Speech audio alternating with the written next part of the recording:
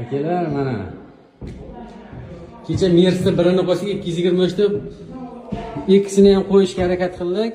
Kommentda zo'r gaplar eshitganmiz. Yana ruhlanib, ikkinchi Mers eshigini ham video obzorga keldi, xudo xolasa. Mana balkonli profildan bunisi. Hozir qatirish jarayonidamiz. Nima deyapti? Ochilib yopilish akalar. Shuni barmoqcha bilan.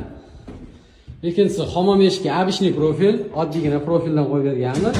Lekin buni ochilishiga ham bir baho berib qo'yasizlar, qaranglar. Umuman nagruskasiz. Biz hammomga yuvinganimiz, eshik ochib yopgani kirishadi. Xudo xolasa.